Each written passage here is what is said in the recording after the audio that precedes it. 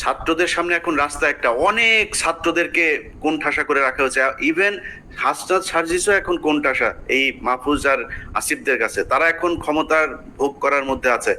Private university, এই যে north south university, BRAC university, এই ইউনিভার্সিটিগুলোর কত ছেলে পেলে মারা গিয়েছে, একজন প্রতিনিধি আছে সেখানে। মাদ্রাসার স্টুডেন্টরা মারা গিয়েছে, তাদের কোনো প্রতিনিধি আছে? জামাত বিএনপির লোকজন মারা গিয়েছে, তাদের কোনো খবর আছে? মনে হচ্ছে এই আসিফ, নাহিদ আর মাহফুজ তিনজন মিলে বাংলাদেশ স্বাধীন করেছে। মাহফুজ কোন জায়গায় ছিল? মাহফুজ মাঠে কোথায় ছিল? আমরা এটা দেখতে চাই, ভিডিও ফুটেজ দেখতে চাই, মাহফুজ মাঠের কোন জায়গায় ছিল? সামনাসামনি সে ফাইট করেছে? কোথাও ছিল না। আচ্ছা, তিনি এখন মাস্টার মাইন্ড হয়ে গিয়েছেন।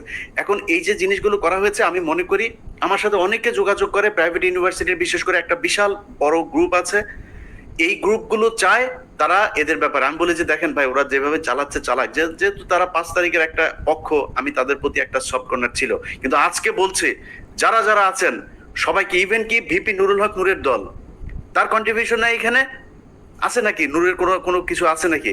আমি বলি ভাই, আমি আমার কথা বলি, আপনার কথা বলি, বলেন, কষ্টের কথা আজকে বলি। আজকে যেহেতু আলোচনা এসছে নতুন করে, আমার নামে মামলা আছে, এই মামলাগুলো সরানো উচিত না?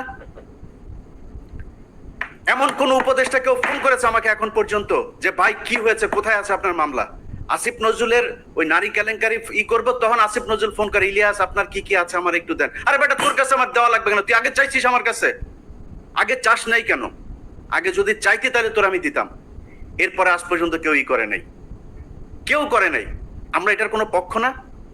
আমাদের কাছে জিজ্ঞেস করার প্রয়োজন নেই? আমাদের কোনোদিন একটা ফোন করে তো কোনো মন্ত্রণালয় থেকে ফোন করে বলে নাই যে ভাই আপনারা, আপনাদের প্রতি কৃতজ্ঞতা, বেটা চেয়ারটা তো পাইছিস আর বসে গেছিস, চেয়ার কি এমনি এমনি হয়েছে নাকি? এই বাংলাদেশে আজকে যে মানুষের যে ভারত বিরোধী যে মনোভাব, এটা ইলিয়াস, পিনাকি, কনক স্যার তারা তৈরি করেছে, এই জন্য হয়েছে। এত সহজে আসে নাই। যেই সময় আপনারা কথা বলতে পারেন নাই, যেই সময় কনক স্যারের বোন জেলখানায় ছিল, সেই সময় আপনারা কই ছিলেন? কোথায় ছিলেন? কি ছিল? একটা পোস্ট করতে পেরেছেন ফেসবুকে?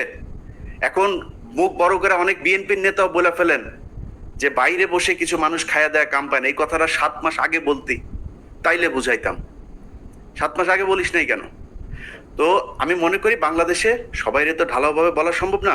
জামাত, বিএনপি, হেফাজত, এই প্রাইভেট ইউনিভার্সিটি, পাবলিক ইউনিভার্সিটি, এই যে এখন দেখেন যেখানে যাচ্ছে তারা মার খাচ্ছে। কারণ কি? কারণ ওই পক্ষটা তাদের এই কার্যক্রমকে পছন্দ করে না। তো আমি মনে করি তাদের কালকে থেকে যেখানে যেখানে, সময় টিভিতে এখন পর্যন্ত খুনিরা বসে অফিস করে। ভাই খুনি কেমনে অফিস করে? তা বলেন তাহলে, যে কেউ মারা যায় নাই, আপনি হত্যা মামলার আসামিরা আপনি অফিস করতে দেন, এটা কোন ধরনের নাটক?